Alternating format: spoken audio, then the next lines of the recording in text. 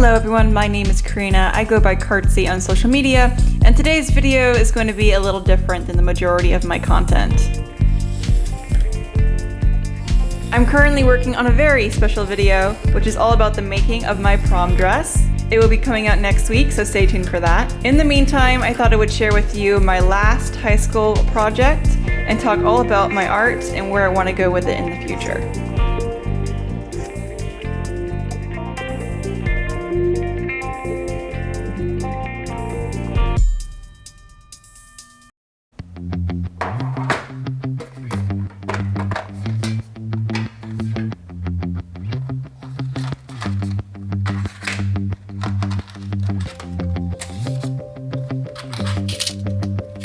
This is my second time working with Prismacolor pencils.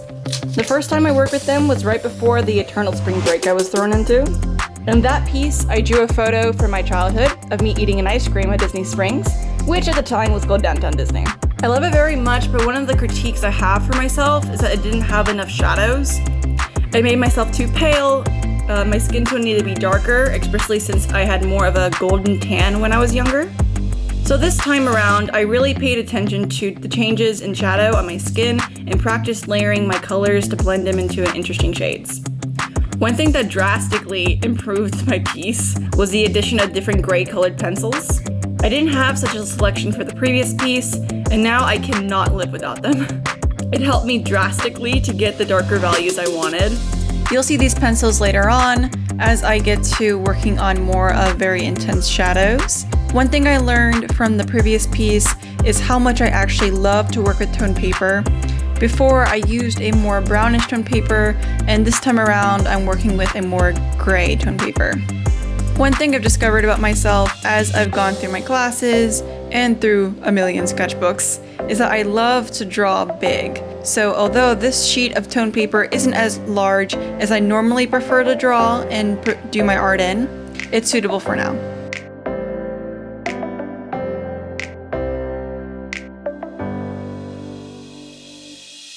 I've always enjoyed making art. Before I started sewing, I spent most of my time writing stories and filling my sketchbook with characters. I watched tons of art YouTubers and learned different mediums and processes. Because I focused on academics in school, I didn't take my first art class until my junior year of high school. And this provided me with the time I needed to focus on singular pieces rather than just draw a million sketches. The piece I am working on currently is my final high school art piece. The assignment was the self-portrait response to the virus.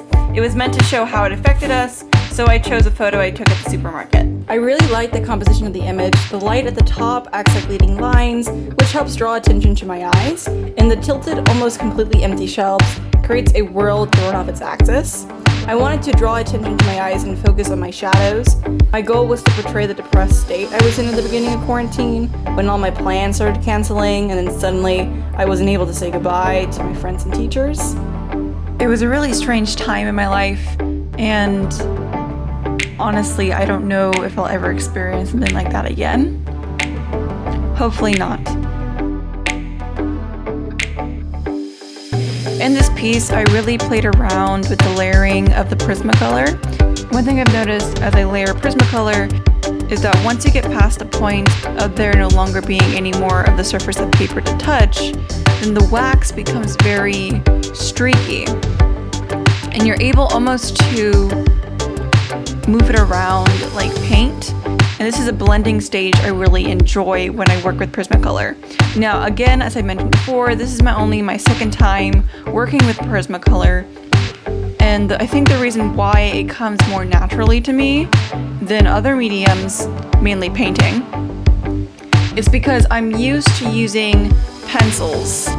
So I sketch in colored pencil, and I also like working with ink pens and graphite pencils. So when I work with the Prismacolor and I'm diving into this world of trying to understand color and value and making sure I have a harmony between all my colors, the Prismacolor comes more naturally to me because it feels like all the other mediums I've used in the past.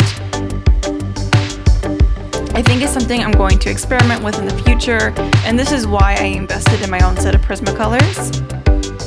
During quarantine, when I left school, I did not have these in my possession. After some consideration, I looked at my unfinished ice cream piece from before, and I decided that I wanted to finish it. So I used an Amazon gift card I had from my birthday, and I ordered the Prisma colors. Thankfully, although we were in a pandemic, I used the set, and although I didn't have all the colors that I would have wanted, I was able to do a pretty good job finishing up that first piece. And now, knowing the limitations of what that contained and what that set of Prisma colors is, I went out and later in quarantine purchased more yellows and more grays for my set. And I did this via online and picking it up curbside.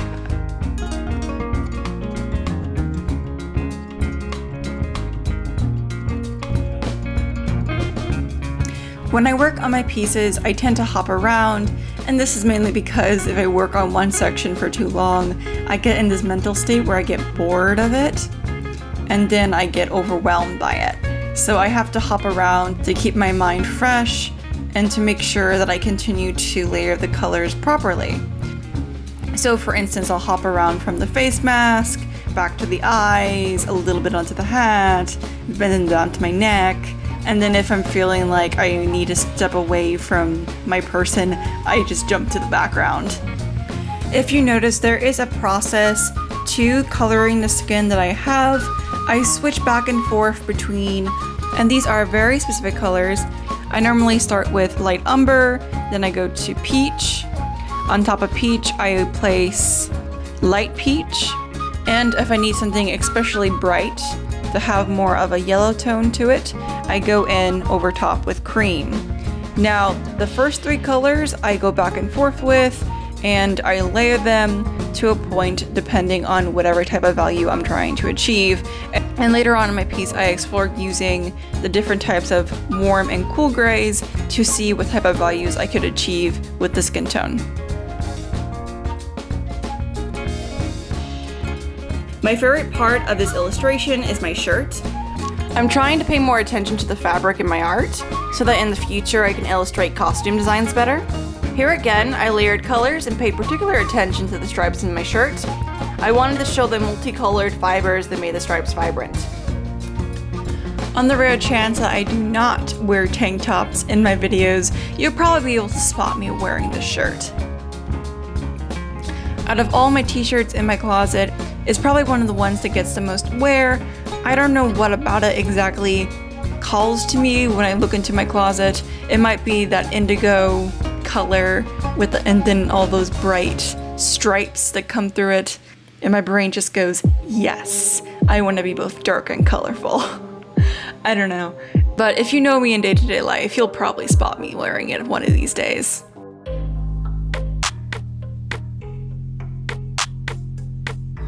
It was so satisfying to put in the light blue and all those tiny little colors all around. I had a bit difficulty doing the cross on this drawing because of how tiny it is. I've noticed that one of my fatal flaws when it comes to art is that anything that's small, I have a hard time drawing. And this is mainly due to the fact that I love drawing big, so I naturally practice things that are in a larger scale. So my hand is not used to doing very small exact marks. So this background was a bit of a practice for me because it has a lot of small things that need to be portrayed in a way that helps you visualize what they are in a very symbolized way. So for instance, it's just like a bunch of very blocky colors that are grouped together in a small area. But somehow when you look at that, your brain should be able to identify that yes, that is a bag, yes, that is a water bottle, yes, that looks like a box of crackers.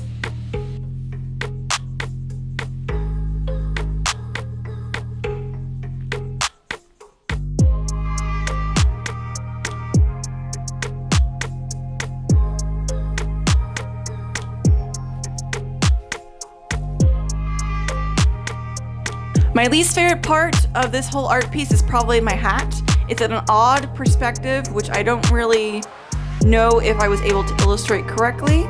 and there's a particular texture on the hat that I was unable to successfully show. But other than that, I really like the whole composition and that I was able to practice doing backgrounds more.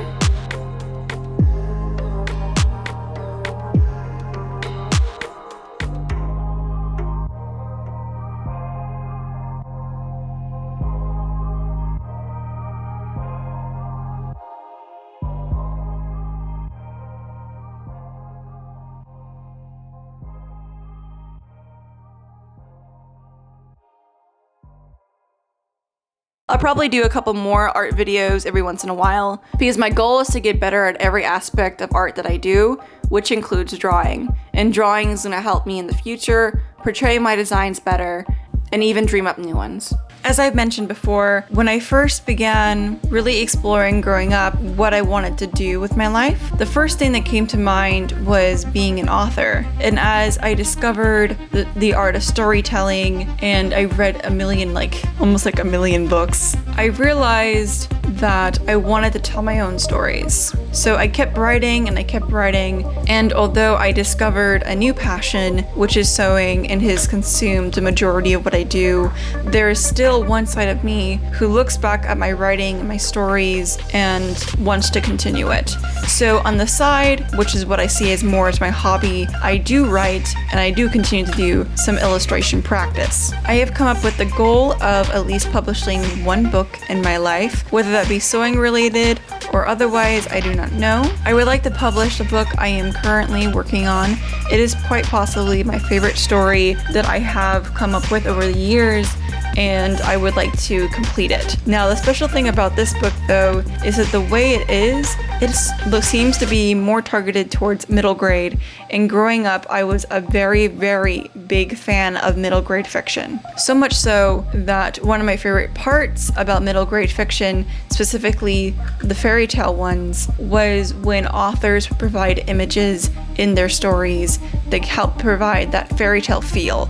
And I think that is what I want to do with my work, especially with the book I am writing currently. So I have the goal of one day producing illustrations for that book, and to get there, I have to continue practicing and exploring my mediums. So every once in a while, you'll see an illustration work on this channel, and just know that a lot of this is me not only exploring everything I'm capable of doing, but also practicing so that I can achieve that goal of illustrating that story I've always wanted to tell.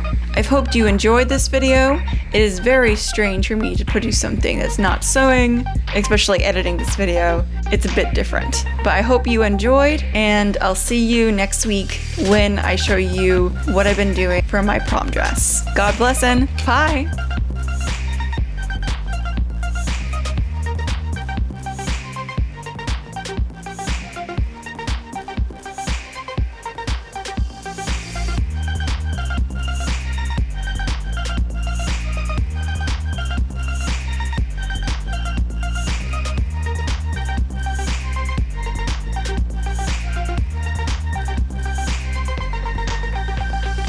This video is dedicated to my art teachers, my middle school art teacher, Miss Lopez, and my high school art teachers, Miss Stalvey and Miss Sestero.